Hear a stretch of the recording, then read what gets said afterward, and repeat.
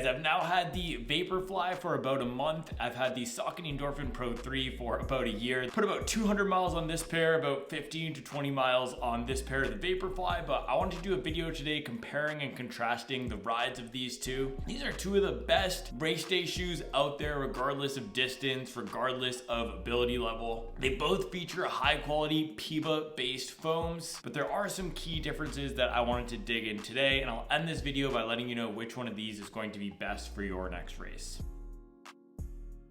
Before we get into it, if you haven't checked out the Running Shoe Matcher tool yet, go to runningshoematcher.com. This is a really cool tool I built that matches you with the best shoe for you based on your goals and preferences. So you can go in there, put in what type of shoe you're looking for, whether you like your shoes soft or firm, whether you need stability or not. We will match you with the best shoe for you. Might be the Vaporfly or the Endorphin Pro 3. It's live right now and it's free. You can check it out at runningshoematcher.com, and I'll also put the link in the description below. Let's get into it. So quick overview of the Vaporfly. This is Nike's top tier marathon racing shoe. It's their simple, if you will, race shoe compared to the Alphafly, which has that pod up in the front, that air pod. This one has a full length bed of ZoomX foam and a carbon fiber plate. The stack is 40 millimeters in the heel and 32 millimeters in the forefoot for an 8 millimeter drop. It comes in at 6.5 ounces for a men's US 9, which is one of the lightest marathon racing shoes on the market, other than that new Adidas Pro Evo that just came out. Saucony Endorphin Pro 3 in the other corner here is also this brand's simple, if you will, top tier marathon racing shoe. It sits right below that Endorphin Elite, which is priced the same as Nike's Alphafly. This one has a very similar stack to that Vaporfly, 39.5 in the heel, 31.5 in the forefoot for an 8 millimeter drop. This one comes in a bit heavier than the Vaporfly at 7.2 ounces versus that Vaporfly's 6.5, and it also has a full length bed of PIBA foam. This one is priced at $250 to $265. They did a recent price increase. It was $250 when it hit the market, and I think it's gone up a little bit in the past month or so, whereas this one is still at $225, which represents good value.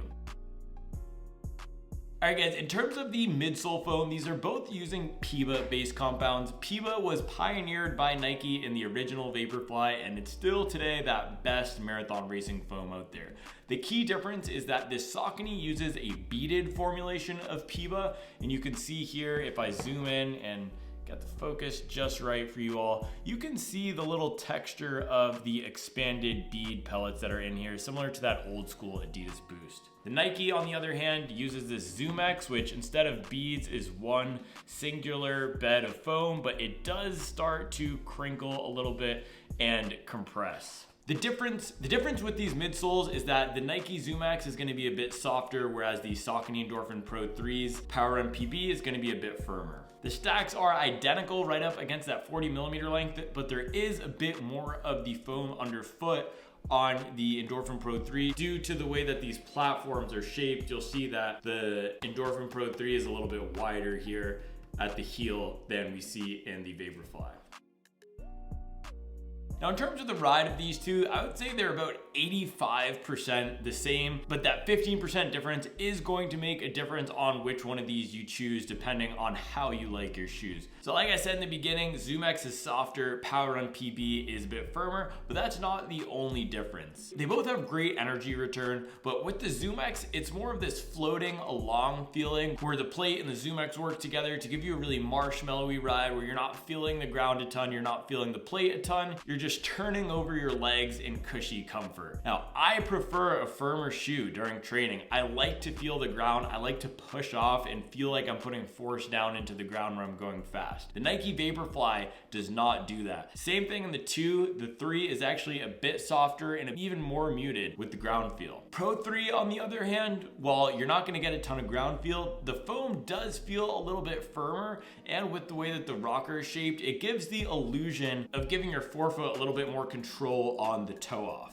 If you like to feel more controlled, if you like to feel a bit of a firmer shoe, if you like the illusion of ground feel, then the Pro 3 is gonna be a better, more suitable ride for you, whereas the ZoomX here is gonna be a better ride if you like just that max cushion plush feeling. In terms of the stability of these, the Vaporfly is probably one of the worst race day shoes out there for stability just because of how narrow this heel is. If we look at the entire platform here, you'll see that the widest part of it is right at the forefoot where it meets the midfoot, and then it narrows out into the midfoot and the rear. So this is really designed for forefoot strikers who are going to be landing on the balls of their feet and putting the most force down on the front of this platform. That's in contrast to the Pro 3, which has a nice wide and forgiving base throughout. We still see that widest area here in that same mid forefoot type of area, but in the back it's a lot wider than we see in the Vaporfly, which means it's more suitable for heel strikers, also more suitable if you have some mild stability needs. Now, these are both fast feeling shoes, but because the ZoomX is softer, I think it's gonna feel a bit more forgiving over long distances than the Endorphin Pro 3 is. Endorphin Pro 3 also has a more aggressive rocker, especially at the rear here. You'll see that you get that rear bevel and that rear rocker, whereas on the Vaporfly, it's flat towards the back and then it just cuts up and levels off. You're not gonna get as big of a rear rocker. You do have a bit more of the forefoot rocker in the Vaporfly 3 than we saw in the Vaporfly 2,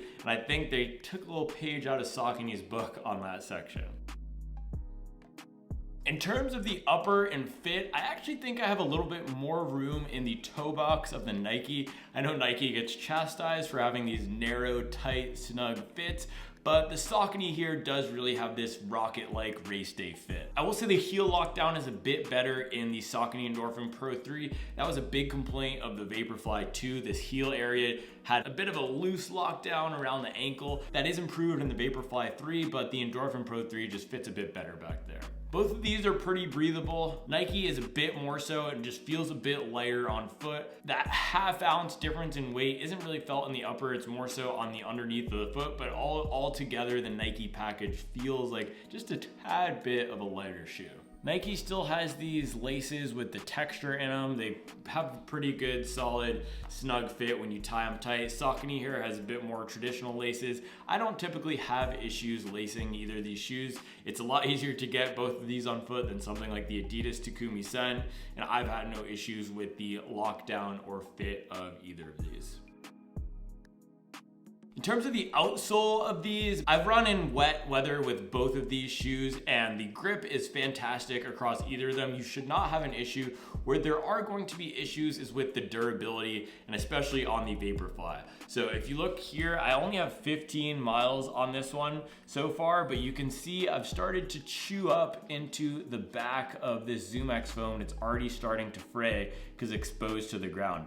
If they extended this rubber up a little bit more, it would likely add, I don't know, half an ounce to the shoe. I understand why they don't. Most elites who are using the shoe on race day aren't heel striking like that. And even if they are, you know what, that's not true. Some elites do heel strike. I watched a Seth James Damore gait analysis of the 2023 Boston Marathon, and there are many elites who are heel striking. I'll dig that video up and link it in the description. But the bigger thing is these shoes are designed for 1 or 2 races, 1 or 2 marathons max. So it's not a huge deal if that foam starts fraying. I'm using this for my half marathon this weekend. We'll likely use it for a few more half marathons. There's not going to be a performance degradation from that foam fraying, which is also why you shouldn't be using these shoes a lot during training. These aren't designed to be super durable shoes, but you're not going to get a ton of miles out of this if you are heel striking in the back here. Now, the Endorphin Pro 3, on the other hand, this one I have around 200 miles on it, and the rear has held up extremely well. You'll start to see on the lateral area on the outside here, we are starting to see a little bit of this foam coming off. But on that back, right on that back heel where the Vaporfly was fraying, there's nothing. This is completely protected by rubber.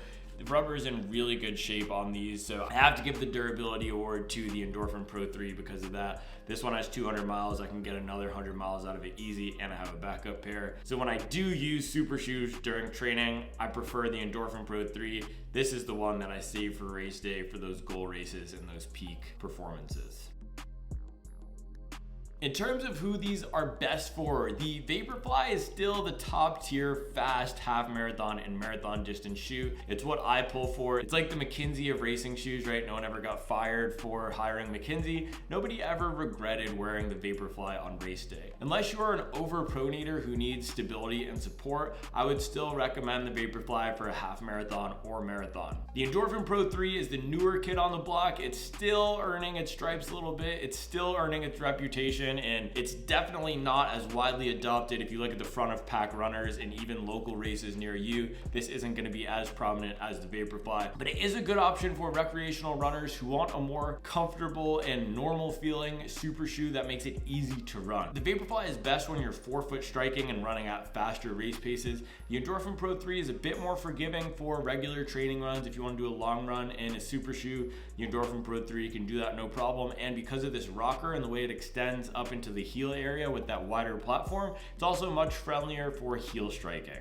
Because of all that, the Endorphin Pro 3 is a very strong option for beginner runners. That's the one category where I would give it the edge over the Vaporfly. Well, other than that, if you're an intermediate to advanced runner looking for a half marathon shoe, or a marathon shoe, and you're not an aggressive overpronator or heel striker or looking to get a ton of miles out of that shoe, I would give the nod to the Vaporfly. So Vaporfly for performance, Endorphin Pro 3 for durability and for beginners. All right guys, there you have it. Those are my thoughts on the Endorphin Pro 3 and the Vaporfly. Let me know in the comments below your thoughts on these shoes. If you have experience with these shoes or any other super shoes on the market, another great one that I'm interested to try as soon as I'm done with this race training vlog is the Hoka Rocket X2. As always, thanks for watching, thanks for liking and subscribing, and I'll make sure to keep you up to date with the latest and greatest in the world of performance running.